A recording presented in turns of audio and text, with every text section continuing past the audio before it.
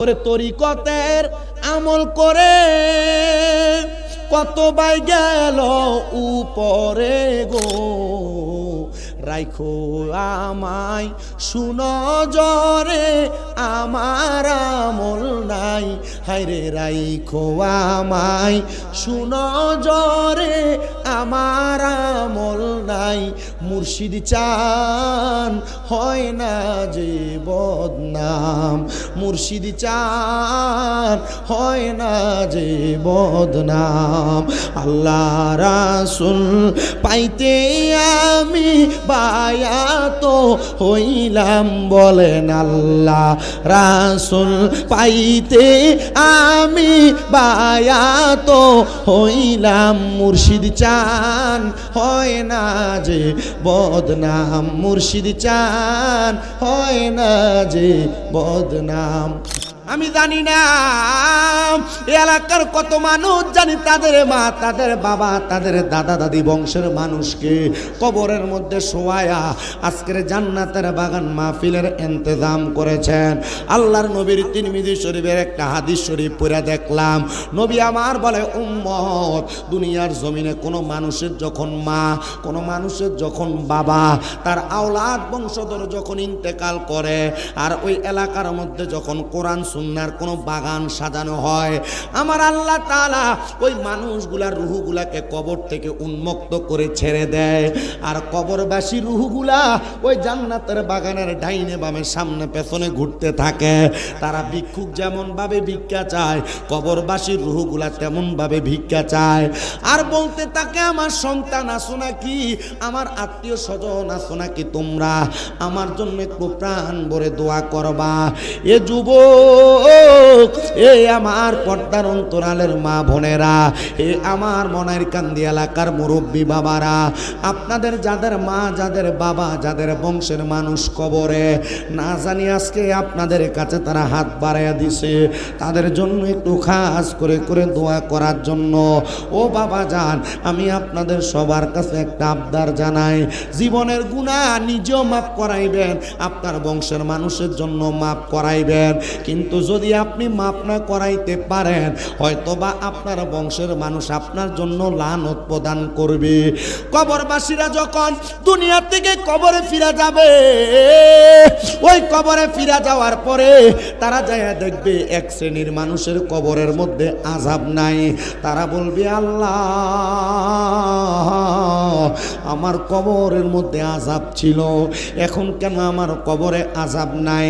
ডাক দিয়ে বলবে, রে কবরবাসীরা, এমন একটা সন্তান তুমি দুনিয়াতে রেখে আসছো, এমন একটা নাতি, এমন একটা আওলাদ ওয়ারিসদার তুমি রেখে আসছো, যেই ওয়ারিসদারটা তোমার জন্য কবরের মধ্যে দোয়া পাঠাইছে, তোমার জন্য মাগফিরাত কামনা করছে, এই জন্য তোমার কবরের আযাব মাফ করা হয়েছে। আরেক শ্রেণীর মানুষ কবরে যেয়ে দেখবে তাদের কবরটার মধ্যে আযাব আগের চাইতে বেশি। ও আল্লাহ, আমার পাশের কবরের আযাব মাফ, কিন্তু আমার কবরের মধ্যে কেন এখন আযাব মাফ হয় নাই? তখন আমার আল্লাহর ফেরেশতারা বলবে, বান্দা তুমি দুনিয়াতে এমন কোন নেককার ওয়ারিসদার রেখে আসো নাই, এমন কোন সন্তান রেখে আসো নাই যেই সন্তান তোমার জন্য দোয়া করবে, যেই সন্তান তোমার জন্য মাগফিরাত কামনা করবে। তোমার সন্তানেরা দোয়ার ইন্তজাম করার পরেও তারা তাদের মতো করে সমাজ পরিচালনা করেছে, কিন্তু তারা ওয়াজ মাহফিলের ময়দানে বসে নাই। হায় আফসোস, প্রতিদিনই তো ঘরে মেহমান আসে, আজকেও মনের কান্দি এলাকার প্রতি ঘরে ঘরে হয়তো মেহমান আসছে, ভালো রান্না হয়েছে, কিন্তু বাবারে খাবার দাবার প্রত্যেক দিন খাইতে পারবা? আমি সবার কাছে আবদার জানাই, একটু কষ্ট করে জান্নাতের বাগান মাহফিলে চলে আসো, দেখবা আমার আল্লাহ তাআলা তোমার বংশের কবর আযাবে মাহফিলের ওসিলায় মাফ করে দিয়েছে। কিন্তু এখানে আমরা যারা উপস্থিত হয়েছি, আমরা তো অনেক গুনাহ করেছি, আমাদের গুনার খবর আমাদের মা জানে না, আমাদের গুনার খবর আমাদের বাবা জানে না, বন্ধু বান্ধব সন্তান সন্ততি জানে না।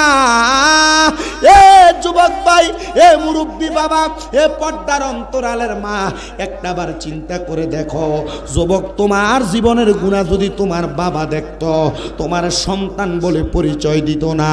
এ দাড়ি পাকা মুরব্বী বাবা, আপনার জীবনের গুনাহ যদি আপনার স্ত্রী দেখতো, আপনার স্বামী বলে পরিচয় দিত না।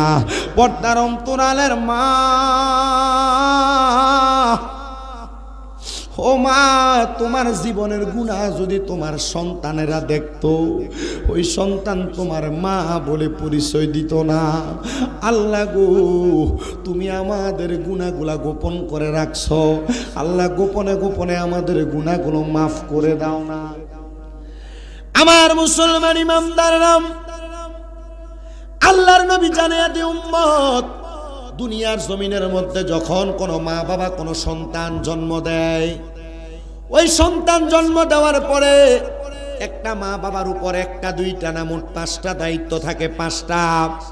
সাহাবায়ে কেরাম বলে, ইয়া রাসূলুল্লাহ, ইয়া হাবিবাল্লাহ, নবী আপনার কাছে জানতে চাই, আপনি বলেন না একটা সন্তান জন্ম দেওয়ার পর ওই মা বাবার 5টা দায়িত্ব কি? নবী আমার বলেন, কোন মা বাবা সন্তান জন্ম দেওয়ার পর 1 নাম্বার দায়িত্ব হলো ওই সন্তানের কানের মধ্যে আযান দেওয়া। আপনারা জোরে বলেন, সন্তানের কানে কি দেওয়া? সন্তানের কানে আযান দিয়ে দেওয়া। 2 নাম্বার, আল্লাহর হাবিব মুহাম্মদ মুস্তাফা সাল্লাল্লাহু আলাইহি ওয়াসাল্লাম নবী আমার জানায়া দেয় উম্মত, 2 নাম্বার, কোন মা বাবা যখন তাদের সন্তান জন্ম দেয়, তাদের দ্বিতীয় দায়িত্ব হলো 7 দিনের মাথায় ওই সন্তানের মাথার চুলগুলা মুন্ডায়া দেওয়া, কামায়া দেওয়া। 3 নাম্বার দায়িত্ব, কোন সন্তান জন্ম দেওয়ার পর ওই সন্তানের মা বাবার দায়িত্ব হলো ওই সন্তানের 7 দিনের দিন তার নাম রাখা। আর 4 নাম্বার দায়িত্ব, ওই সন্তান জন্ম দেওয়ার পর মা বাবা যদি সামর্থ্যবান হয়, ছেলে সন্তান জন্ম দিলে ছেলে সন্তানের জন্য 2টা ছাগল কোরবানি করা, আকিকা দেওয়া। আর কন্যা সন্তান যদি হয়, কন্যা সন্তানের জন্য 1টা ছাগল আকিকা দেওয়া। এটা তার মা বাবার দায়িত্ব। ইয়া রাসূলুল্লাহ, ইয়া হাবিবাল্লাহ, নবী আপনার কাছে আমরা জানতে চাই, আপনি বলেন না ওই মা বাবার দায়িত্বটা কি এটার মধ্যে সীমাবদ্ধ? নবী আমার বলে, না, যখন কোনো মা বাবা তাদের সন্তানের পক্ষ থেকে আকিকা দেয়, ওই আকিকার মাধ্যমে দম দেওয়ার কারণে রক্তগুলা যে প্রবাহিত হয়, ওই রক্ত প্রবাহিত হওয়ার মাধ্যমে আল্লাহ তাআলা ওই নবজাতক সন্তানকে রোগ মুক্তি দান করে। পড়েন সুবহানাল্লাহ। এ আমার মনের কান্দির বাবা, আপনাদের সবার কাছে আমি একটা করজোরে আবদার জানাই, আপনাদের যাদের সন্তান জন্মগ্রহণ করেছে, আপনারা যারা এখনো পর্যন্ত সন্তানের আকিকা দেন নাই, আমি বলবো আপনারা মা বাবার দায়িত্ব হিসেবে আপনারা আপনাদের সন্তানের আকিকা প্রদান করে দিবেন। দেখবেন ছোট বাচ্চা জন্ম নিয়েছে, 2 দিন 5 দিন 7 দিন 1 মাস যায় নাই, প্রতি সপ্তাহে সপ্তাহে ডাক্তারের কাছে নিয়ে যায়। প্রতি সপ্তাহে ডাক্তার না দেখাইলে সন্তান মনে হয় অসুস্থ, মারা যাবে। ও বাবা, কোন মুসলমান যদি তাদের সন্তানের আকিকা আদায় করে, তাহলে ওই সন্তান রোগ থেকে হেফাজতে থাকে।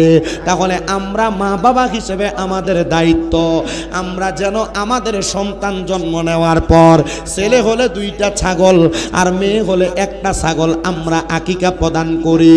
ইয়া রাসূলুল্লাহ, ইয়া হাবিবাল্লাহ, নবীজি আপনার কাছে জানতে চাই, আপনি বলেন না আর কোন দায়িত্ব আছে? নবী আমার বলেন, 5 নাম্বার দায়িত্ব, কোন সন্তানকে মা বাবা জন্ম দেওয়ার পর ওই মা বাবার 5 নাম্বার দায়িত্ব হলো ওই সন্তানটাকে কোরআন শিক্ষা গ্রহণ করানো। এ বাবা, এই কোরআন এত দামি, এই কোরআন এত মর্যাদাওয়ালা, যদি কোনো মা বাবা তাদের সন্তানকে কোরআন না শিখায়, যদি কোনো মা বাবা তাদের সন্তানকে কোরআন শিক্ষা না না দেয়।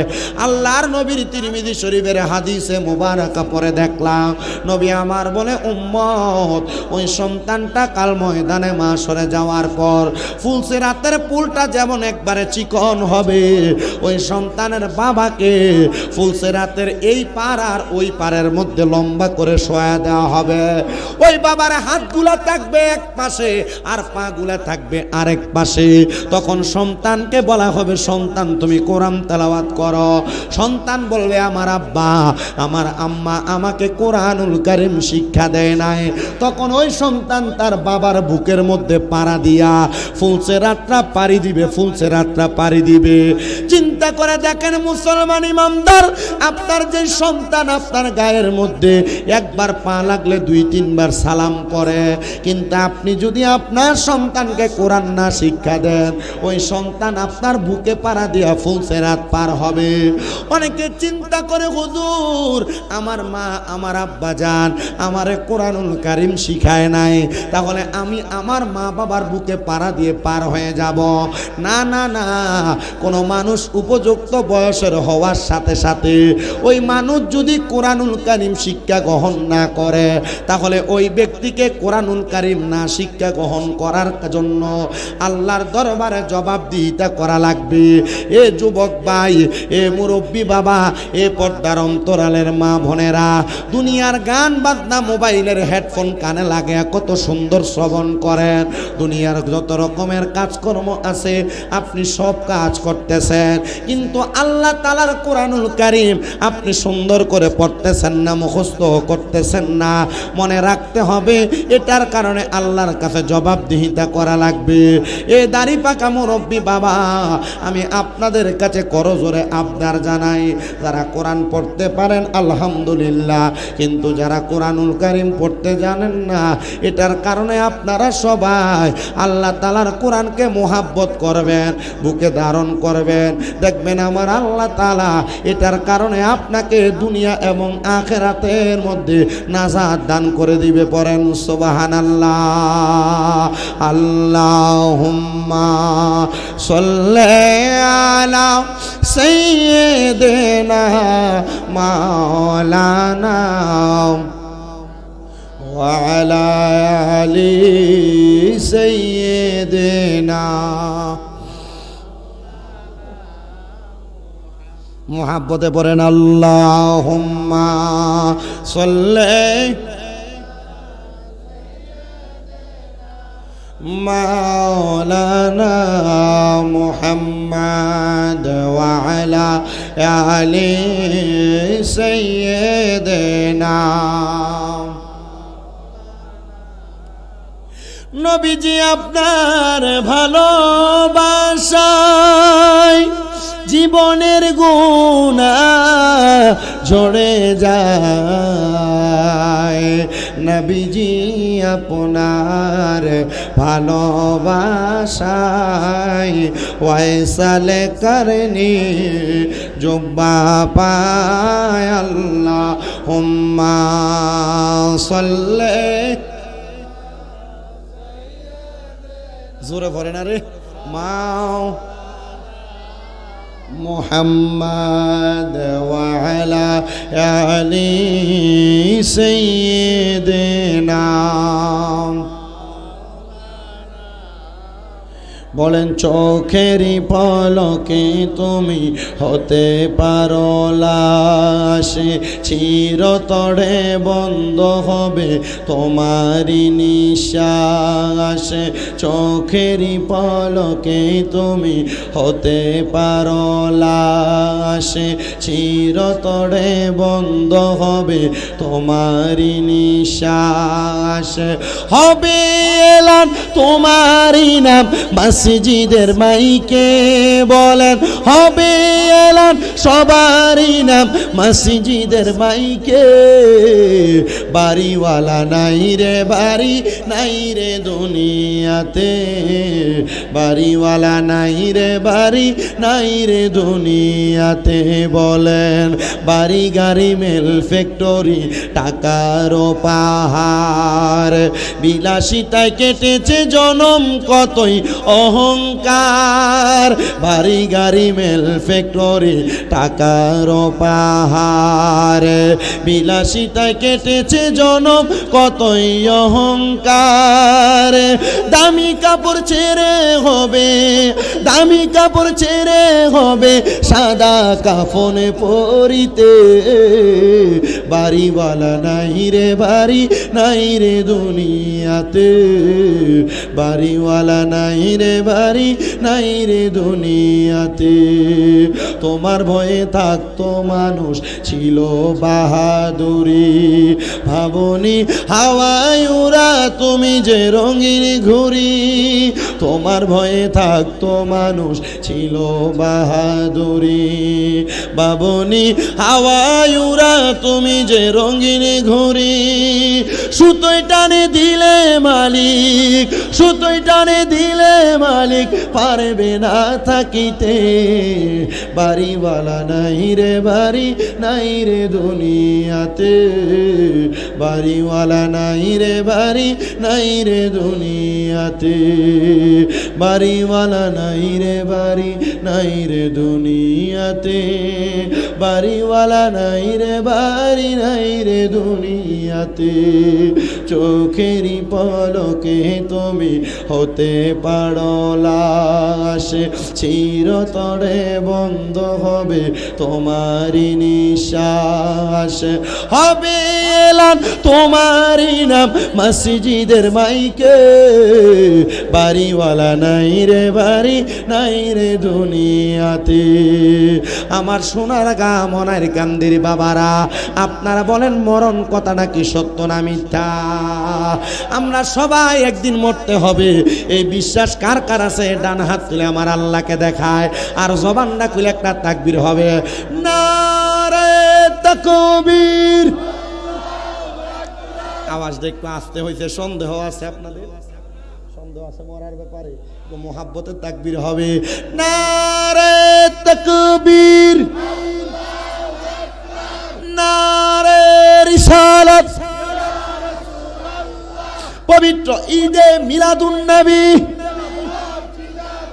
মনের কান্দি গাউসুল আজম জামে মসজিদ, হযরতুল আল্লামা পীর মুফতি গিয়াসউদ্দিন আত-তাহেরি সাহেবের আগমন। সবাই জোরে পড়ি মারহাবা। প্রধান আকর্ষণ চলে আসছেন, আমার ওয়াজ শেষ, হুজুর স্টেজে চলে আসবেন।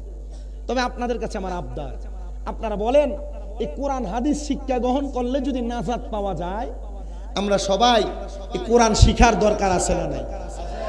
মা বাবা সন্তানকে নেক সন্তান বানায়া কবরে গেলে মা বাবা যদি নাজাত পায়, আমরা নিজেরা নাজাত পাওয়ার জন্য আমাদের ছেলে মেয়েকে কোরআন শিখানোর দরকার আছে না নাই? আমি আপনাদেরকে ছোট্ট একটা বাণী শুনিয়ে দেই, কারগুজারির জন্য এবং নিজের জীবনে শিক্ষা গ্রহণ করার জন্য আপনারা বাণীটা মনে রাখবেন।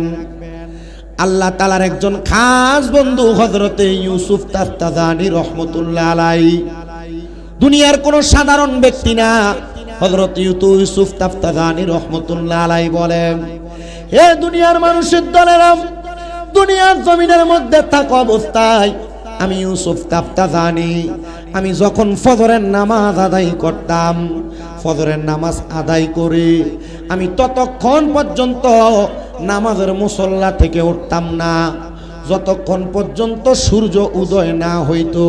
সুবহানাল্লাহ বলেন, একটু মনোযোগ দেন। ইউসুফ তাফতাজানী রহমতুল্লাহ আলাইহি তিনি বলেন, আমি ততক্ষণ পর্যন্ত নামাজের মুসল্লা থেকে উঠতাম না, কতক্ষণ? যতক্ষণ না সূর্য উদয় হইতো। হযরত ইউসুফ তাফতাজানী, আপনি সূর্য উদয় হওয়া পর্যন্ত নামাজের বিছানার মধ্যে আপনি কি করতেন? আমরা তো নামাজ আদায় করি, মুরগি যেভাবে ঠুকর দিয়ে দিয়ে আদার খাই, আমরা রুকু আর সিজদা এমন তাড়াতাড়ি করে করি, কিন্তু যারা আল্লাহর খাস নেককার বান্দা, আল্লাহর ওলি, তিনারা কিন্তু এমন তাড়াহুড়া করে নামাজ আদায় করতেন না। তিনাদের নামাজ ছিল খোদা ভীতিওয়ালা নামাজ। তিনারা যখন নামাজ আদায় করতেন আমার আল্লাহর সাথে কথা বলতেন। বলেন সুবহানাল্লাহ। হযরত ইউসুফ তাফতাজানী বলেন, এ দুনিয়ার মানুষ, আমি নামাজ আদায় করে সূর্য উদয় হওয়া পর্যন্ত অপেক্ষা করতাম, কারণ আমার নবীও অপেক্ষা করতেন। মেশকাতুল মাসাবির বাবু সলাতের মধ্যে আমার নবীজির ফজরের নামাজের ব্যাপারে হাদিস বর্ণনা করেন। নবী আমার বলেন, আমি নবী ততক্ষণ পর্যন্ত ফজরের নামাজ পড়ে নামাজের মুসল্লা থেকে উঠতাম না যতক্ষণ পর্যন্ত সূর্য উদয় না হতো। সূর্য উদয় হওয়ার পর আমার নবী 2 রাকাত নামাজ আদায় করতেন, যেই নামাজটা আমরা চাষতের নামাজ অথবা দোহারের নামাজ হিসেবে জানি। নবী আমার 2 রাকাত নামাজ আদায় করে তারপরে বিছানা থেকে উঠতেন। হযরত ইউসুফ তাফতাজানি বলেন, ঠিক তেমন ভাবে আমিও 2 রাকাত নামাজ আদায় করতাম সূর্য ওঠার পরে। আমি 2 রাকাত নামাজ আদায় করে আল্লাহ তাআলার কাছে দোয়া করতাম আর ক্ষমা প্রার্থনা করতাম, আল্লাহ যেন সারাটা দিন আমাকে উত্তম রিজিক এবং হালালভাবে চলার তৌফিক দান করে। আর আমি ইউসুফ তাফতাজানির দ্বারা যেন আমার দ্বারা কোনো মানুষের কষ্ট আর ক্ষতি না হয়। এ নারায়ণগঞ্জের সোনার গাঁয়ের মনায়ের কান্দি সুন্নি সমাবেশ ওয়াজ মাহফিলের বাবারা, বন্ধুরা, আমরা বাঙালি যারা আমরা চিন্তা করি আমরা ঘর থেকে বের হব, কার পকেট থেকে আমরা 500-1000 টাকা মেরে আমরা নিজেরা পয়সাওয়ালা হব, আমরা সম্পদওয়ালা হব। আর যারা আল্লাহর নেককার বলি, নেককার বান্দা, তাদের এমন একটা খাসিয়ত ছিল, তারা নামাজ আদায় করে আল্লাহর দরবারে দোয়া করতেন, গো আল্লাহ, আমার দ্বারা যেন কোনো মানুষের ক্ষতি না হয়, আমার দ্বারা যেন কোনো মানুষ কষ্ট না পায়। ও বন্ধু, যেই বন্ধু অলিদের, যে আল্লাহর খাস বন্ধুদের এমন খাসিয়ত ছিল, বাংলাদেশে কিছুদিন আগে ওই আল্লাহর অলিদের মাজারের উপর হামলার আক্রমণ করা হয়েছিল। কিন্তু বাংলাদেশের সুশীল সমাজের কত মানুষ আছে, বাংলাদেশের মূর্তি বাংলায় কথা বলে, বাংলাদেশের বিভিন্ন জায়গায় নাচ গানে হামলা করলে কথা বলে, কিন্তু আল্লাহর অলিদের মাজারে হামলা করেছে, ওই বেয়াদবেরা কোনো কথা বলে নাই। তার মানে বোঝা যায় ডাল মে কুছ কালা হে, এটার ভিতরে কোনো লটর পটর আছে। এই জন্য আল্লাহর অলির মাজার ভাঙ্গা নিয়ে তারা কোনো কথা বলে নাই। মনে রাখতে হবে, গান বাজনার ভিতরে আঘাত আসলে, মিছিল মিটিংয়ে আঘাত আসলে যাদের গা চলে, আর আল্লাহর অলির মাজারের মধ্যে আঘাত আসাতে যাদের গা চলে নাই, এরা মুসলমান না, এরা মুনাফিক, এরা বেঈমান। আল্লাহর ওলিদের ব্যাপারে বাজে মন্তব্য করা, আল্লাহর ওলির মাজারের মধ্যে হামলা করা, আক্রমণ করা, এটা ভালো খাসিয়ত না, এটা বদ খাসিয়ত। কি খাসিয়ত? এটা বদ খাসিয়ত। কেমন বদ খাসিয়ত? ছোট বাচ্চারা যখন খেলা করে, আমাদের এদিকে এটাকে বালুবাতি খেলা বলে। বাচ্চারা বালু দিয়ে ঘর বানায়, বালু দিয়ে প্যাক দিয়ে দেখবেন ডেক বানায়, ডেকসি বানায় না? এই 10-15টা বাচ্চার মধ্যে একটা বাচ্চা থাকে খুব দুষ্ট, যে বাচ্চাটা যে মনে করেন 5 জনের খেলার মাঝখানে কিছু ধুলাবালি মেরা দেয় অথবা পাড়ায় এগুলো সব ভেঙে দেয়, আছে না? এটারে কি বলেন আপনারা? দুষ্ট। এই বাংলাদেশের সোনার সংসার সাজাইছেন আল্লাহর ওলিরা, কথা বলেন না কেন? আপনারা শাহজালাল ইয়ামিনী আইসা আমরার পরনের ধুতি খুললে আমরার লুঙ্গি পরাইছে, কথা বলে না কেন? নারায়ণগঞ্জে বড় বড় আল্লাহর ওলি নাই? ঢাকা শহরে বড় বড় আল্লাহর ওলি নাই? চট্টগ্রামে বড় বড় আল্লাহর ওলি নাই? সোনার বাংলাদেশের প্রত্যেকটা জেলায় জেলায় এক একজন করে আল্লাহর বড় কুতুব নাই? এই কুতুবরা বাংলাদেশকে সাজাইছে, ওই মাঝখান দিয়ে আইসা বাচ্চাদের খেলনারে পাড়াইয়া দিয়ে ভাঙ্গা দেয়, এটারে বলে দুষ্ট। আর বাংলাদেশে আল্লাহর ওলিদেরকে 5 আগস্টের পরে যারা ওলিদের মাজার ভাঙছে, এরাও তেমন দুষ্ট, এরা বেঈমান, এরা নাফরমান, এরা মুসলমান হতে পারে না। আপনাদের কাছে করজোড়ে আবদার করি, আউলিয়া কেরামের দরবার কেউ ছাড়বেন না। আউলিয়া কেরামের দরবারের অনুসারী হবেন। আউলিয়া কেরামের দরবারে আপনাকে কোরআন সুন্নাহ মোতাবেক যে হক দিক দেখায়, আপনি সেগুলা মানবেন, কথা বলবেন। কোরআন সুন্নাহর বহির্ভূত কোনো কাজ আমি বলবো হারাম। কোরআন সুন্নাহ বহির্ভূত কোনো কাজ করে আমি বলবো সেখান থেকে দূরে যান। যে আল্লাহর ওলির দরবারে কোরআন সুন্নাহ মোতাবেক আপনাকে চলার পথ দেখায়, আপনি সেভাবে চলবেন। রাজি আছেন না? নাই? কারণ এই এলাকার মসজিদের নাম গৌসুল আজম মসজিদ। মারহাবা পড়েন না? গৌসুল আজম কে জানেন? যিনি মায়ের গর্ভ থেকে ওলি হয়ে বের হয়েছেন।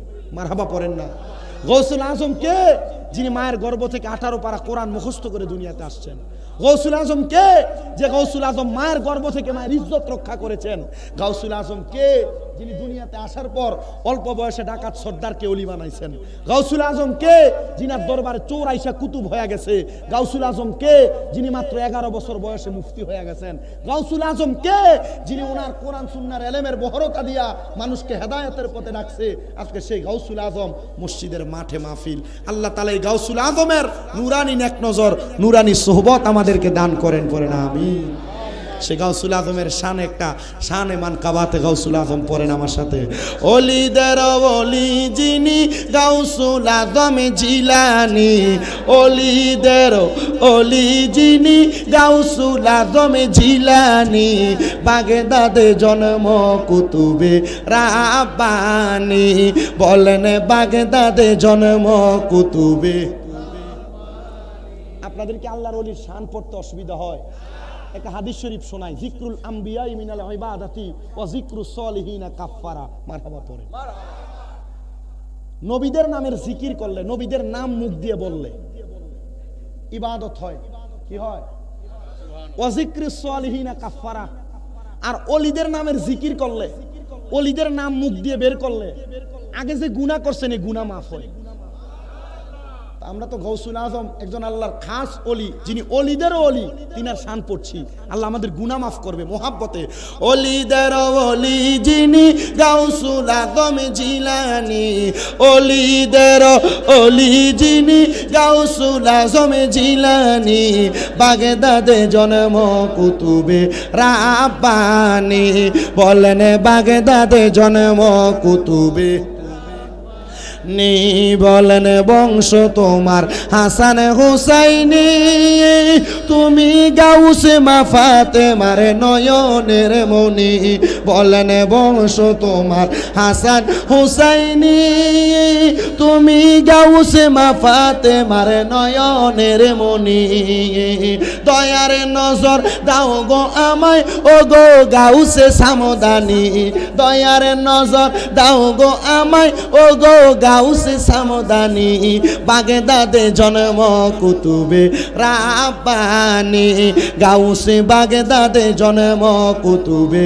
রাব্বানি, বলেন ওলিদের ওলি যিনি গাউসুল আজম জিলানি, ওলিদের ওলি যিনি গাউসুল আজম জিলানি, বাগদাদে জন্ম কুতুবে রাব্বানি, গাউসে বাগদাদে জন্ম কুতুবে রাব্বানি, হায়রে তোমার কাঁধে নবীজির কদম, সব ওলিদের কাঁধে তুমি গাউসের কদম, বলেন তোমার কাঁধে নবীজির কদম, সব ওলিদের কাঁধে তুমি গাউসের কদম, মুর্দা কলব জিন্দা করো ও গো গাউসে সামদানি, মুর্দা কলব ও গো গাউসে সামদানি, বাগদাদে জন্ম কুতুবে রাব্বানি, গাউসে বাগদাদে জন্ম কুতুবে রাব্বানি। মোহাব্বতের আওয়াজে পড়েন ইয়া ওলি আল্লাহ।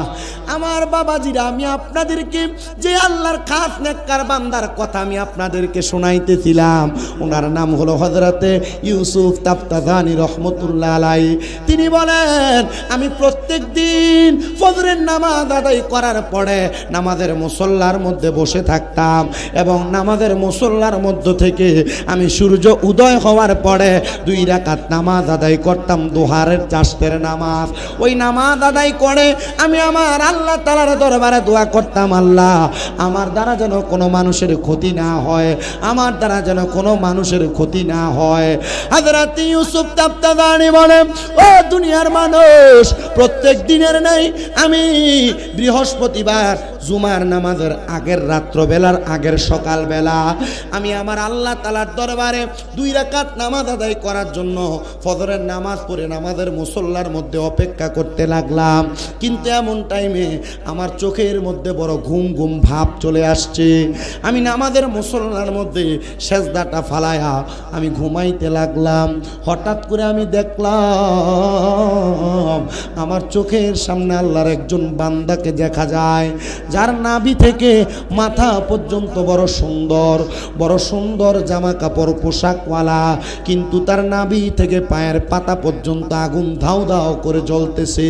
আমি অবাক হয়ে গেলাম, কেমন একটা ব্যক্তি যার শরীরের অর্ধেক অংশ ভালো দেখা যায় আর অর্ধেক অংশ আগুন ধাউ ধাউ করে জ্বলতেছে। আমি তারা প্রশ্ন করলাম, এ আল্লাহর বান্দা, তুমি কেমন মানুষ গো? তোমার নাভি থেকে মাথার তালু পর্যন্ত বড় সুন্দর, বড় ভালো দেখা যায়, কিন্তু তোমার নাভি থেকে পায়ের তালু পর্যন্ত কেন জ্বলতেছে আর আগুন ধাউ ধাউ করতেছে? হযরত ইউসুফ তাফতাদানি বলে, ও দুনিয়ার মানুষ, আমি যখন তার প্রশ্ন করলাম, সে আমার উত্তর দেয়, এই ইউসুফ তাফতাদানি, এটার অন্য কোনো কারণ না, এটার কারণ হলো আমার একটা মেয়ে, যেই মেয়েটা জাহান্নামী মেয়ে, যেই মেয়েটা বেপরদা চলেছে, যেই মেয়েটার কারণে আমার অর্ধেক শরীর আগুনে জ্বলতেছে। ইউসুফ তাফতাদানি বলে, ও ভাই, তুমি বলো না তোমার বাড়ি কোন জায়গায়? বলে, যেই জায়গার মধ্যে তুমি নামাজ আদায় করো ওই জায়গা থেকে সামান্য পূর্ব অঞ্চলের মধ্যে নদীর কিনারার মধ্যে আমার বাড়ি। তুমি যদি পারো আমার জন্য একটু মাগফিরাত কামনা করাও, না জানি আমাদের সন্তানের মাগফিরাত কামনায় আমার জন্য আল্লাহ তাআলা কবরের আযাব মাফ করে দেয়। হযরত ইউসুফ তাফতাদানি বলে, আমি খোঁজ করতে লাগলাম এমন কোন ব্যক্তি যার স্ত্রী ফালায়া, দুইটা কন্যা সন্তান ফালায়া ইন্তেকাল করেছে, নদীর কিনারার মধ্যে বাড়ি।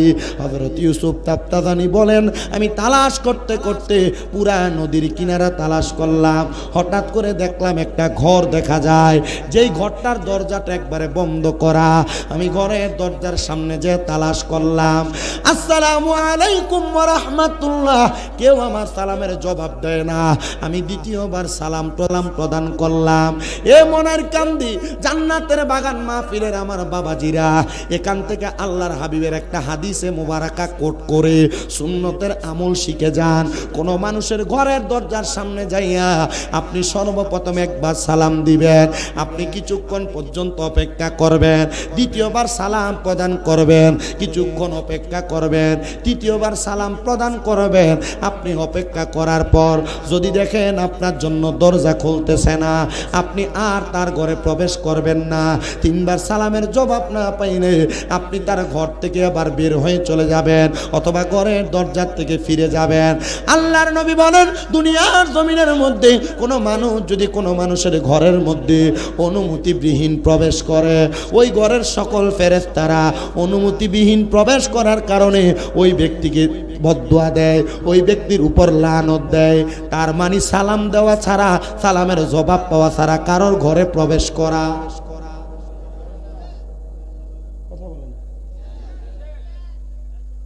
কারোর ঘরে সালামের দেওয়ার পর জবাব না আসলে ঘরে প্রবেশ করা। কিন্তু আল্লাহর নবীজির ঘোষণা, কোন স্বামী যদি তার স্ত্রীর ঘরে প্রবেশ করে, কার ঘরে? স্বামী যদি স্ত্রীর ঘরে, স্ত্রী যদি স্বামীর ঘরের মধ্যে প্রবেশ করে, ওই স্বামী সালাম প্রদান করবে, অনুমতির অপেক্ষা করবে না, ডাইরেক্ট স্ত্রীর ঘরে প্রবেশ করতে পারবে। নচেত কোনো সন্তান তার মার ঘরে প্রবেশ করার সময় সালাম দিবে, অনুমতি না পাইলে সন্তান তার মায়ের গর্ভেও প্রবেশ করার অনুমতি নাই। বেশি উপরের ক্লাসে পড়া লাগবে না, মাদ্রাসার ক্লাস 9-এর হাদিসের কিতাবের বাবু সালাম অধ্যায়ে হাদিসগুলো লিপিবদ্ধ করা। আমরা মুসলমান হিসেবে যদি এই হাদিসগুলোর উপর আমল করতে পারি, আমার মনে হয় আমাদের জান্নাতে যাওয়ার পথটা একবারে সহজ হয়ে যাবে। আল্লাহ আমাদেরকে জান্নাতে যাওয়ার পথটা সহজ করে দেন, পড়েন আমিন। তাহলে কারোর ঘরে যাওয়ার সময় অনুমতির দরকার আছে না? আপনারা আসতে বলছেন, অনুমতির দরকার আছে না? আমি জানি আপনারা তাহির হুজুরের জন্য অপেক্ষা করছেন। আপনারা আমার ওয়াজ কতটুক শুনবেন আমি জানি না, তো যতটুক বলছি অতটুক শোনেন মনোযোগ লাগায়। আমি এতটুক বিশ্বাস রাখি, আমার এই কথাগুলোর উপর আপনি আমল করলে, আর এখনকার ওয়াজে মানুষ হেদায়েত হয় না। কথা কি বুঝতে পারতেছেন আপনারা? বলে হুজুর কেন হেদায়েত হয় না?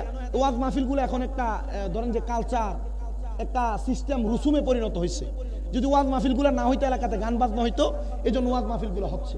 হেদায়েত যদি হইতেন তাহলে আপনাদের মসজিদের ইমাম সাহেবের নাম কিনা? ইসমাইল সিদ্দিকী সাহেব। এই মনাইরকান্দি এলাকায় যত মসজিদ আছে, মসজিদে 52 সপ্তাহে ইমাম সাহেবরা যে ওয়াজ করে, এই ওয়াজ হেদায়েত হইয়া আপনারা এক একজন আল্লাহর ওলি হয়ে যেতেন। কিন্তু ওলি নাই, সব ওলির নামে বলি হয়ে গেছে। কথা বলে না। এই হেদায়েত যদি হইতেন, মসজিদের ইমামের ওয়াজে হেদায়েত হইতেন। কুমিল্লা থেকে আর ব্রাহ্মণবাড়িয়া থেকে 2 হুজুর আইনা ওয়াজ করানোর দরকার ছিল না। তবে হ্যাঁ, এই ওয়াজ মাহফিলের মাধ্যমে মানুষকে হেদায়েতের পথ দেখানো হয়। কোনো মানুষ গুনার কাজ ত্যাগ করতে বাধ্য হয়, কোনো মানুষ বাজে কাজ গান বাজনা থেকে দূরে থাইকা ওয়াজ মাহফিলের মাধ্যমে কোরআন সুন্নাহর পথে চলার জন্য মনটা নরম হয়। আল্লাহ তাআলা এই ওয়াজ মাহফিলের উসিলায় আমাদেরকেও মাফ করেন, পড়েন আমিন। সবাই দুরূদ শরীফ পড়েন। আল্লাহুম্মা বড় ভাই একটু সাউন্ডটা কানে যায় না, মনে কষ্ট নেই।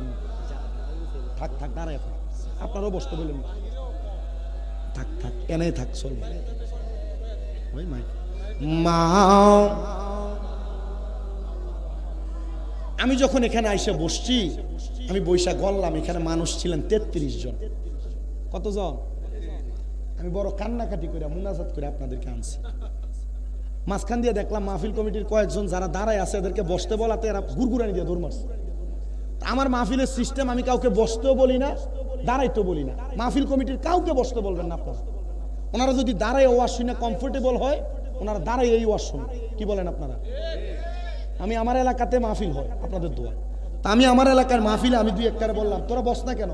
বলতেছে কাকা ফ্যানটা একটু টাইট তো, এটা পইরা বসতে পারি না। আমি বললাম তোরা মাহফিলে বসতে পারস না টাইট প্যান্ট পইরা, তোরা বৈশা ফসরাবো করস না? কাকা আপনি আমাদেরকে খাড়ার ভিতরে একটা সালাম দিয়ে শরম দিয়ে দিলেন। আমি বললাম তুই এটা শরম বুঝতে পারছস, তাইলে ওয়াজে বসাটা বুঝিস নাই। পরে আমার কথাটা শুনে মাথাটা নিচা করে দেয়, ওয়াজে বসছে। আমার বিষয় হলো দাঁড়াইতে দেয় তো পারে, বসার মতো ব্যবস্থা আছে। পঙ্গু তো আল্লাহ বানায় দেয় নাই। যাদেরকে আল্লাহ সামর্থ্য দিয়েছে তারা বসবে, যারা বসবে না ওনারা দাঁড়াই ওয়াজ শুনুক, ওয়াজটা শুনুক কোন রকম। কি বলেন আপনারা? ওয়াজটা শোনার দরকার আছে না? তবে আব্বাজি ওয়াজ শুনতেছেন, ওয়াজ কামে লাগাইয়েন। বাবির ঘরে ঢুকার সময় সালাম না দিয়ে ধপ্পর করে ঢুকে যাবেন, এটা কিন্তু ওয়াজ না। এই ওয়াজে কাজে লাগাইতে হইলে কারোর ঘরে যখন এই মনের কান্দির মানুষ ভবিষ্যতে প্রবেশ করবে, সালাম দিয়ে প্রবেশ করবে না সালাম ছাড়া? কথা বলে না, সালাম দিয়া না সালাম ছাড়া? সালাম দিয়া যদি প্রবেশ করেন তাহলে বোঝা যাবে যে না ওয়াজ কাজে লাগছে, আর নাইলে মনে করবেন যে না ওয়াজ যেখানে আসিল এখানে রাইখা গেছে। কথা বলেন ঠিক কিনা? কিন্তু আরেকটা অসুবিধা আছে, ঘরে যদি আজকে যে সালাম দেন, মহিলা মানুষ একটু টেট না, টিকটক আর শর্ট ভিডিও দেখে এখন মাথাটা একটু চালাক হয়ে গেছে গা, এরা খুব বুদ্ধিমান হয়েছে। আজকে যে সালাম দেন আসসালামু আলাইকুম রহমতুল্লাহ, কব কোন দিক দিয়ে সান উঠছে, এতদিন তো দেন না, আজকে কেমনি দিলে? কথা বলে না কেন? এমন ভাবে টিটকারি করা কবিরা গুনাহ। এমন ভাবে টিটকারি করা কি গুনাহ? আমাদের এলাকার কিছু মানুষ দেখবেন আছে এলাকায়, যদি হঠাৎ করে কেউ টুপি লাগে ঘর থেকে বাইর হয়, হঠাৎ করে টুপি আর পাঞ্জাবি লাগে মসজিদে, কি আজকে কার ঘরে খানা? এমন টিটকারি করা আছে না? এমন অনেক, এমন মস্কারি করে এমন অনেক আছে না? এমন ভাবে মস্কারি করা কবিরা গুনাহ। কি গুনাহ? বেশি উপরে ক্লাসের হাদিস পড়তেছি না হুজুর, মেসকাতুল মাসাবিতে এই হাদিসগুলো আছে, আলিম ক্লাসে এই হাদিসগুলো আমাদেরকে আমাদের উস্তাদরা পড়াইছেন। মারহাবা পড়েন। কয়েকদিন আগে যখন আমাদেরকে বুখারীর দরস দেয় আমাদের কুমিল্লা আলিয়া মাদ্রাসায় ফেকার 2য় বর্ষের ক্লাসে, তখন আমাদেরকে বলছে বাবা এই হাদিসগুলো যা পড়ে আসছেন আপনাদের কাছে আবেদন থাকবে, আপনারা যতদিন বাইচা থাকবেন ফার্স্ট টু লাস্ট শেষ পর্যন্ত সবগুলো হাদিস মিনিমাম প্রতি মাসে একবার করে পড়বেন। কি মারহাবা পড়লেন না? কেন বলছেন? তার মানে হাদিসগুলো যদি আমরা রিভার্স করি, তার মানে রিঅ্যাপ্লাই করে করে পড়ি, তার মানে এগুলো আমাদের ব্রেনে থাকবে, আমি মানুষকে বলতে পারবো। আল্লাহ কবুল করেন, পড়ে না আমিন। আমি আপনাদেরকে যে কথা বলতেছিলাম, হযরত ইউসুফ তাফতাদানি ঘরের দরজার মধ্যে একবার সালাম দিলেন, কিন্তু তার সালামের জবাব পেলেন না। দ্বিতীয়বার সালাম দিলেন, তার সালামের জবাব পেলেন না। তৃতীয়বার সালাম প্রদান করলেন, তার সালামের জবাব পেলেন না। হঠাৎ করে দেখতে পাইলেন ঘরের দরজার মধ্যে কে একটা জানি মেয়ে উগ্রভাবে ঘরের দরজাটা খুলে ভাত খাওয়ার পর যে পানিগুলা থাকে ভাত খাওয়ার পর আমাদের হাত ধোয়া যে পানি থাকে, এটা আপনার কি পানি বলেন? আইডা পানি।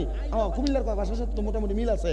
ভাত খাওয়ার পর যে আইডা পানি আছে, ওই আইডা পানি একটা বোলের মধ্যে করে হযরতে ইউসুফ তাপ্তাবানি বলে, ওই মেয়েটা আমার শরীরের মধ্যে এভাবে ফিক্কা মারছেন, এভাবে মেলা মারছেন।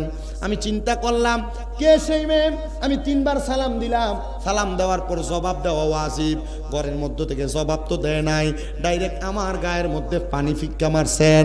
আমি জিজ্ঞাসা করলাম, এ মেয়ে, আমি তোমাকে 3 বার সালাম দিলাম, তুমি আমার সালামের জবাব দেওয়ার প্রয়োজন ছিল, তুমি আমার সালামের জবাব দাও নাই, কিন্তু তুমি আমার গায়ের মধ্যে নোংরা পানিগুলো ফেলে দিলা, কারণটা কি? মেয়েটা ডাক দিয়া বলেন, আপনি কে? আপনাকে চিনি না, আমি আপনার সালামের জবাব কেন দিব? এমন টাইমে আরেকটা মেয়ে বোরকা পরা, নেকাব পরা বের হয়ে আইসা বলতেছে, হুজুর আল্লাহর ওয়াস্তে ক্ষমা করবেন, আমার এই বোনটা একটু উগ্র স্বভাবের, এই বোনের চরিত্রে একটু সমস্যা, আপনি রাগ করবেন না, আপনি আমাদেরকে বদদোয়া দিবেন না। হুজুর ডাক দিয়ে বলেন, মা, আমি এখন বুঝতে পারলাম তোমার আব্বা জান কবরে কেন আযাবের শিকার। উনি স্বপ্ন দেখছেন কি? ওনার আব্বার শরীরের অর্ধেক জ্বলতেছে আর অর্ধেক ভালো। আর ঘরের দরজা আসার পর 3 বার সালাম দেওয়ার পর ঘর দরজা খুলে সালামের জবাব দেওয়ার কথা, সালামের জবাব দেওয়ার কথা, কিন্তু জবাব না দিয়ে কি মারছেন? আইডা ফানি মেলা মারছেন। আল্লাহর ওলি হযরত ইউসুফ তাপ্তাবানি বলেন, আমি এখন বুঝতে পারছি কেন তোমার বাবার কবরের মধ্যে আযাব হচ্ছে। 2টা মেয়ে বড় হতবিলম্ব হইয়া, হতবাক হইয়া তাকিয়ে রইলেন। হুজুর কি বললেন? আমার আব্বা জান তো এখন মারা যান নাই, আমার আব্বা জান তো আরো অনেক আগে ইন্তেকাল করেছেন, আপনি বলতেছেন আমার আব্বাকে নাকি আপনি দেখেছেন কবরে জ্বলতেছে, কারণটা কি? আপনারা বলেন, আল্লাহর যারা খাস বান্দা, আল্লাহর যারা নেককার ওলি, আল্লাহর যারা বন্ধু, ওনাদের এমন অদৃশ্য খবর দেখার ক্ষমতা দিয়েছেন একজন, তিনি কি? আল্লাহর নাম নিতে কষ্ট হচ্ছে, মুহাব্বতে বলেন তিনি কে? হযরত ইউসুফ তাপ্তাবানি বলে, হে রে মা, আমি দেখেছি তোমার আব্বা জান কবরে জ্বলতেছে, এটার কারণ একমাত্র তুমি। ও হুজুর, আমি কোনোদিন আমার আব্বাকে দেখি নাই, হুজুর আমি কোনোদিন আমার আব্বা জানের সেবা যত্ন করতে পারি নাই। আমার আব্বা জান আমাকে জন্ম দেওয়ার পর আমার আব্বা জান ইন্তেকাল করেছেন। হুজুর আমার আব্বা নাকি আমার জন্য কবরে আযাবে জ্বলতেছে, কারণ কি আপনি বলেন? বলে, মা, আমি তোমার সঙ্গে এবং তোমার বোনের সঙ্গে কথা বলতে চাই না, তোমাদের জন্মদাত্রী মা যিনি, তিনাকে ডাক দাও, আমি তিনার সঙ্গে একটু কথা বলবো। পর্দার আড়াল থেকে সালাম দিচ্ছে, আসসালামু আলাইকুম ওয়া রাহমাতুল্লাহ। হুজুর আমি তাদের মা, তাদের ব্যবহারে আপনি কষ্ট পাবেন না, হয়তো আপনি বদদোয়া দিতেছেন, এই বদদোয়ার কারণে আল্লাহ তাআলা আমার স্বামীকে কবরে আযাব দিবে। হযরত ইউসুফ তাপ্তাবানি বলে, মা শুনেন মা, আপনার 2টা মেয়ের মধ্য থেকে যেই কোনো একটা মেয়ের অপকর্মের কারণে আল্লাহ তাআলা আপনার স্বামীকে কবরে আযাব দিতেছে গো মা। আপনি বলেন না আপনার কোন মেয়েটা এমন ভাবে চলাফেরা করে যার কারণে আপনার স্বামীর কবরে আযাব? উনি বলে, হুজুর আমার আল্লাহ তাআলা আমার গর্ভের মধ্য থেকে 2টা সন্তান গর্ভপাত করাইছেন, এর মধ্যে আমার একটা কন্যা সন্তান কোরআনে হাফেজা, একটা মেয়ে কোরআন মুখস্থ করেছে। হুজুর আরেকটা মেয়ে এমন ভাবে চলাফেরা করে যার পর্দা পশিদার কোনো ঠিক নাই, সে কোনোদিন নামাজ পড়ে না, সে পুলগুলা ছেড়ে দিয়ে দিয়ে রাস্তায় রাস্তায় হাঁটে, সে পরপুরুষের সঙ্গে মুলাকাত করে, সে পরপুরুষের সঙ্গে কথা বলে। হুজুর এই জন্য হয়তো আমার আল্লাহ তাআলা আমার স্বামীকে কবরে আযাব দিতেছে। ওই ব্যাপারটা মাইয়াটা ডাক দিয়া কয়, হুজুর আপনার কাছে আমি ফরিয়াদ জানাই গো হুজুর, আমার আব্বারে আমি আমার জন্মের পরে কোনোদিন দেখি নাই। হুজুর আমার আব্বা বুঝি আমার ব্যাপারটা চলাফেরা করার কারণে কবরের আযাবে জ্বলতেছে। এ আমার পর্দার অন্তরালের আমার মা, মনার কান্দি এলাকার মহিলারা, তোমরা যারা বেপরদা চলাফেরা করো, তোমরা যারা পরপুরুষের সামনে যাও, তোমরা যারা মার্কেটে ঘুরে বেড়াও, মা গো তোমার কারণে তোমার বাবা, তোমার ভাই, তোমার স্বামী, তোমার সন্তান কবরের আযাব প্রাপ্ত হবে। আল্লাহর নবী বলেন একটা মহিলার কারণে 4 প্রকারের পুরুষ মানুষ দুজকে যাবে। কোন বাবার মেয়ে যদি বেপরদা চলে, একটা মেয়ের কারণে তার বাবা জাহান্নামে যাবে। 2 নাম্বার, কোন সন্তানের বা কোনো মেয়ের ভাই যদি দেখে কোনো মেয়ে বেপরদা চলে, তাহলে ওই বেপরদা ভাওনের কারণে তার ভাই দোজকে যাবে। কোনো স্ত্রী যদি বেপরদা চলে, তাহলে ওই স্ত্রীর কারণে তার স্বামী দোজকে যাবে। আর কোনো মা যদি বেপরদা চলে, ওই মায়ের কারণে তার সন্তান দোজকে যাবে। আমি আপনাদের সবার কাছে আবদার জানাই, আপনারা আপনাদের মা, আপনাদের স্ত্রী, আপনাদের বোন, আপনাদের বউকে আপনারা একটু পর্দা করানোর চেষ্টা করবেন, নচেত আপনারা এদের কারণে নিজেরাই জাহান্নামের আগুনে জ্বলা লাগবে। এ দুনিয়ার মানুষ, এ আমার নারায়ণগঞ্জের সোনারগাঁওয়ের মনারকান্দি জান্নাতের বাগানের বাবা, ওই বেপরদা মহিলা হযরত ইউসুফ তাফতাদানির ডাক দিয়া বলেন, হুজুর এমন কোন কাজ আছে নাকি যেটা করার কারণে আল্লাহ তাআলা আমার আব্বা জানরে কবরে আযাব দিবে না? হুজুর বলে, মা তুমি এখন থেকে ওয়াদা করো আর গুনার কাজ করবা না। মাইয়াটা ডাক দিয়া কই, হুজুর আপনি আমারে কিছু সবক দেন, যেই সবকের মাধ্যমে আমি গুনার কাজ করব না। ডাক দিয়ে বলে, মা শুনো গো শুনো, এখন থেকে তুমি 5 ওয়াক্ত নামাজ পড়বা। 5 ওয়াক্ত নামাজ সহ পূর্বের জীবনে তুমি যত নামাজ ছেড়ে দিয়েছো তার জন্য তুমি আল্লাহ তাআলার দরবারে দোয়া করবা, ও আল্লাহ আপনি আমার আম্মা আব্বারে মাফ করে দেন। এটা করতে পারলে আল্লাহ তোমার বাপ মারে মাফ করে দিবে। জোরে কোন সুবহানাল্লাহ। আমি আপনাদের কাছে প্রথমেই বলছিলাম, সন্তানের নেক কাজের কারণে বাবা মা কবরের মধ্যে শান্তিতে থাকে, এটা শুনছিল, মনে আছে আপনাদের? আর সন্তানের অপকর্মের কারণে বাবা মা কবরের ভিতরে শাস্তিপ্রাপ্ত হয়, আযাব প্রাপ্ত হয়। তা আমরা এমন কোনো কাজ করব না যে কাজের কারণে আমাদের মা বাবা কবরে আযাব প্রাপ্ত হবে, শাস্তি পাবে। আমরা এমন কাজ করব যে কাজের মাধ্যমে আমাদের মা বাবা কবরে শান্তি পাবে। দরকার আছে না? দরকার আছে না? ওই মেয়েটা বলে, হুজুর আমার যে অপকর্মের কারণে আমার বাবা কবরে জ্বলতেছে, আপনি আমারে কিছু সবক দেন, যে সবকের কারণে আমার আব্বাজান কবরে আযাব থেকে মুক্তি পাবে। হুজুর বলেন, মা তুমি এখন থেকে পর্দা করবা। কি করবা? কি করবা? 2 নাম্বার, পর্দা করার পর মা তুমি 5 ওয়াক্ত নামাজ পড়বা। কয় ওয়াক্ত? 3 নাম্বার, মা তুমি নামাজ আদায় করার পর 5 ওয়াক্ত নামাজের পর তুমি গভীর রজনী 2টা তাহাজ্জুদের নামাজ পড়বা। সুবহানাল্লাহ বলেন। সুবহানাল্লাহ। কিসের নামাজ? তাহাজ্জুদের। মেয়েটা বলেন, আমি 1 সপ্তাহ টানা তাহাজ্জুদ পড়লাম, কোন পরপুরুষের সামনে যাই নাই। আমি তাহাজ্জুদ পড়লাম, পরপুরুষের সামনে যাই নাই। আমি 5 ওয়াক্ত নামাজ পড়লাম। এবার আমি আমার আল্লাহ তাআলার কাছে দোয়া করলাম, আল্লাহ আপনি আমার আব্বাজানকে মাফ করে দেন।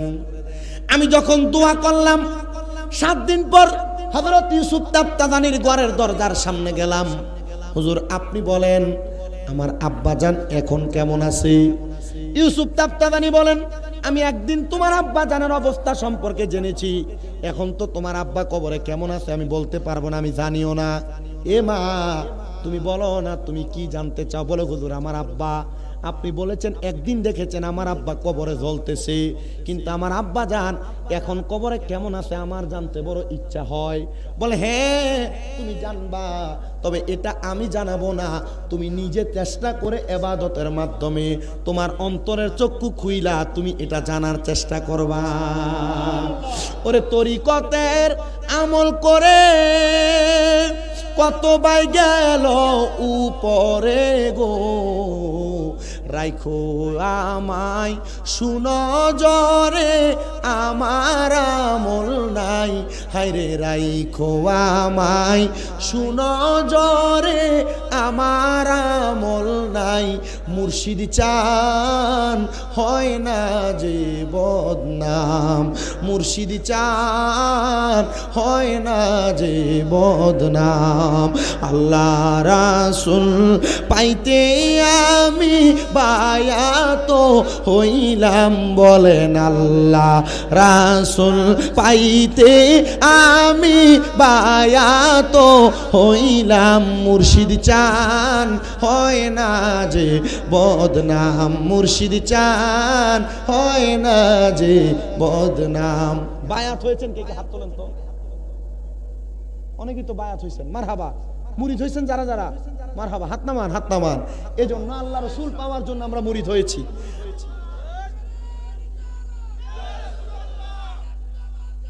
জিন্দাবাদ মারহাবা পড়েন তরিকতের একজন পাগল এটা সক্রিয় এখন পাওয়া গেছে মারহাবা কন্যা আরো জোরে কন্যা মারহাবা আল্লাহ কবুল করেন আমাদেরকে তরিকত এবং আউলিয়া কারামের ছায়াতলে থাকার তৌফিক দান করেন আমিন আমরা আল্লাহ এবং রসুলকে পাওয়ার জন্য হক্কানি পীর মাশায়েখের হাত ধরেছি ঠিক না একটু মুহাব্বতে আপনারা পড়েন আল্লাহ রাসূল পাইতে আমরা বায়াত হইলাম বলেন আল্লাহ রাসূল পাইতে আমরা বায়াত হইলাম মুর্শিদ চান হয় না যে বদনাম মুর্শিদ চান হয় না যে বদনাম আরে তুমি যেদিন যাবে চলে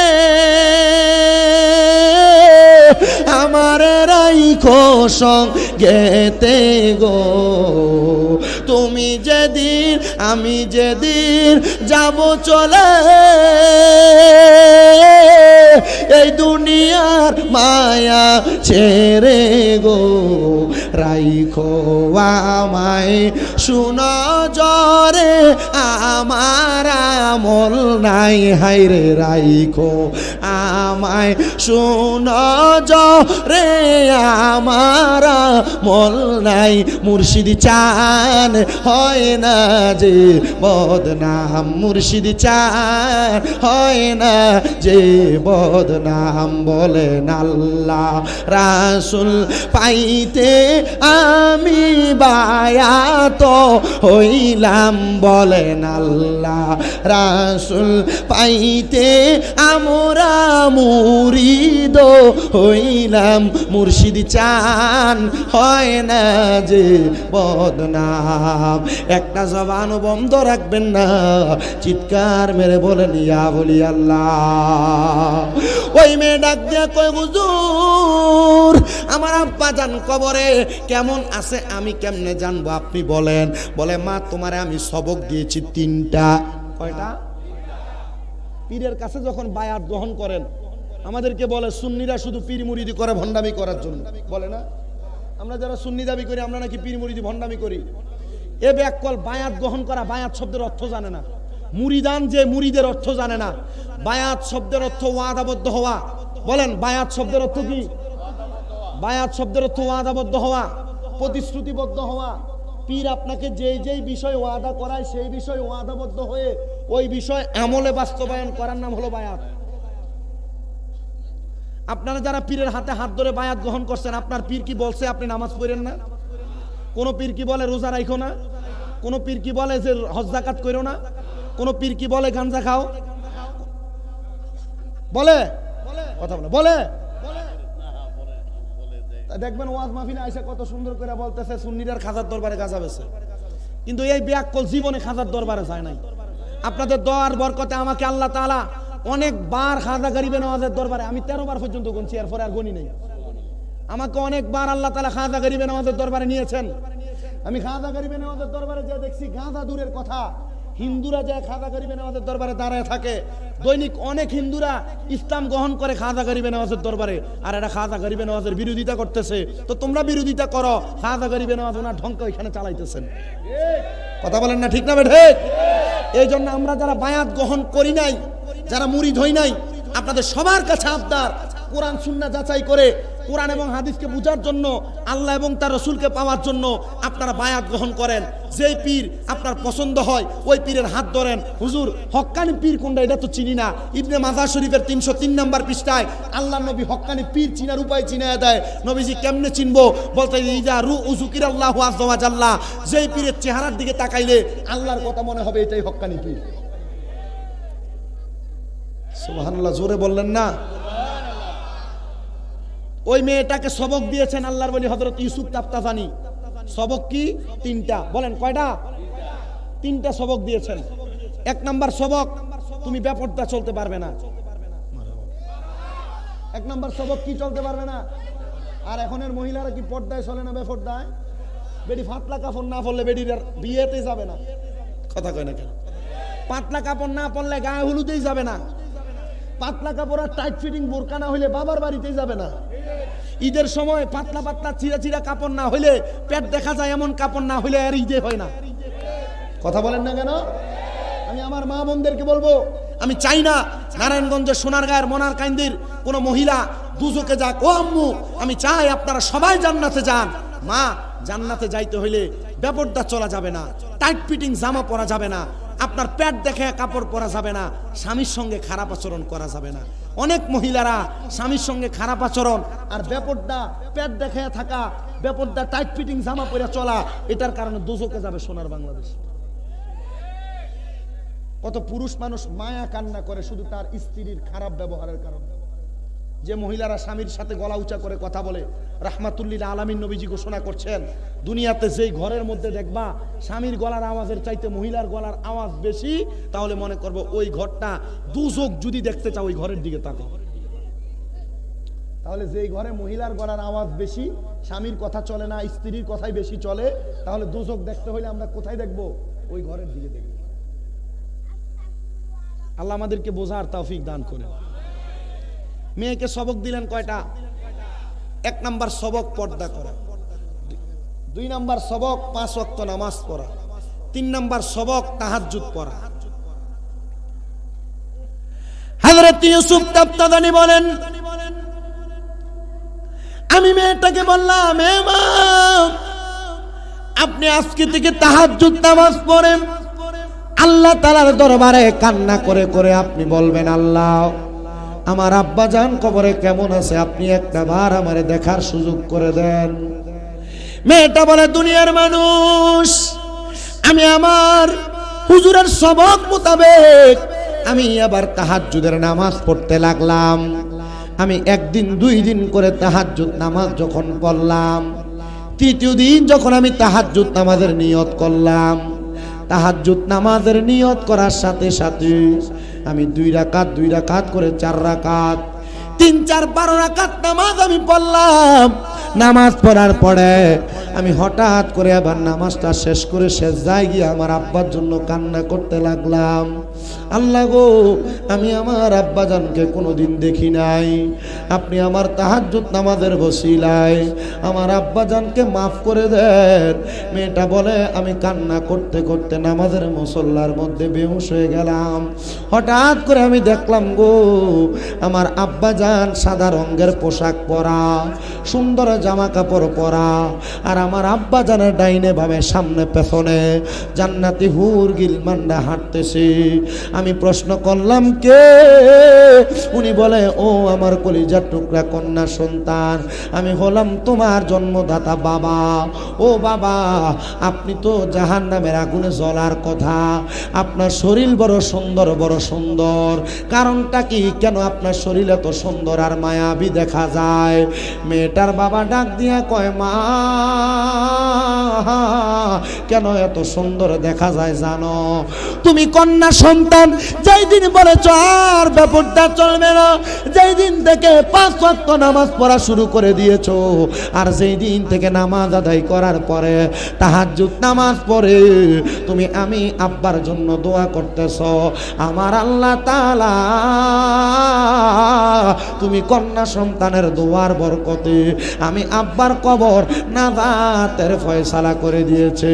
জবান খুলে জোরে জোরে পড়েন না সুবহানাল্লাহ। আরে জান্নাতের চাবি আমার মা, গো, জান্নাতের চাবি আমার মা। ওরে মা, যার বেঁচে নাই তার মতো দুঃখী নাই, মা যার বেঁচে নাই তার মতো দুঃখী নাই, খালা ফুফু মায়ের মতো না,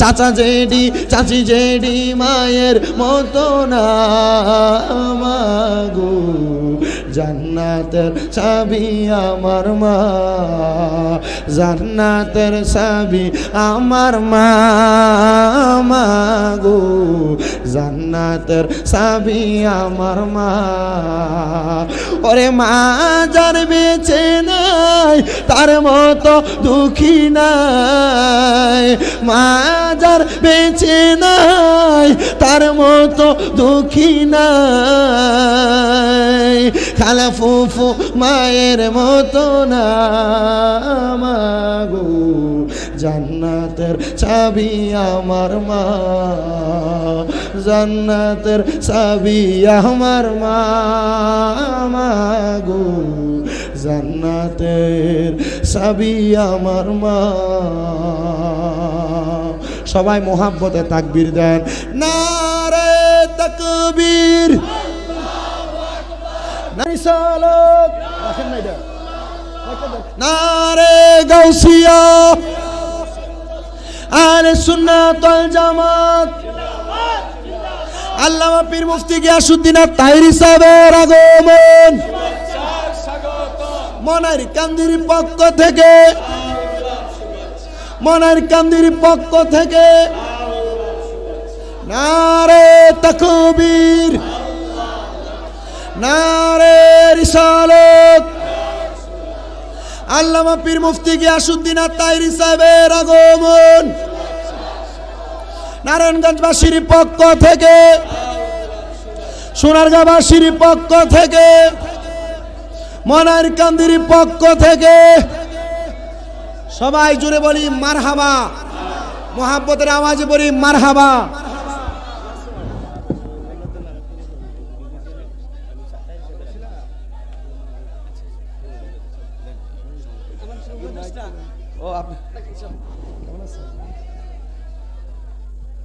সবাই মোহাব্বতে বলি মারহাবা আমরা দেখতে পাচ্ছি আমার নাম নয়তম বার্ষিক ঈদ মিলাদ নবী সাল্লাল্লাহু আলাইহি ওয়াসাল্লাম মাহফিলের যিনি সম্মানিত প্রধান আকর্ষণ ওয়াজির প্রধান শরীফের পীর সাহেব দাওয়াত ইমানি বাংলাদেশের সম্মানিত চেয়ারম্যান পরে বসেন ইজিল একটু সাইড দেন বীর মুফতি গিয়াসউদ্দিন আত-তাহেরী সাহেব উনি এসে উপস্থিত সবাই জুড়ে বলি আলহামদুলিল্লাহ আমি আপনাদের কাছে যতটুকু বয়ান বলেছি ততটুকু বয়ানের ধারাবাহিকতা এতটুকু বুঝে নেন একটা সন্তান তার নেক আমলের মাধ্যমে তার বাবাকে জান্নাতে বানাইতে পারেন কি পারেন না তা আমি আপনাদেরকে আজকের ওয়াজ দিয়ে এতটুকু বুঝাই দিলাম যে আপনারা যদি আজকের মাহফিলে বসে মনের কান্দির যারা যারা টাকা পয়সা দিয়ে এত সুন্দর জান্নাতের বাগান সাজিয়েছেন আল্লাহ তাআলা এই মাহফিলের উসিলায় যেমন ভাবে হযরত ইউসুফ তার জামানার একটা মেয়ের বাবাকে জান্নাতে বানিয়েছে এই মনের কান্দির প্রত্যেকটা কবরবাসী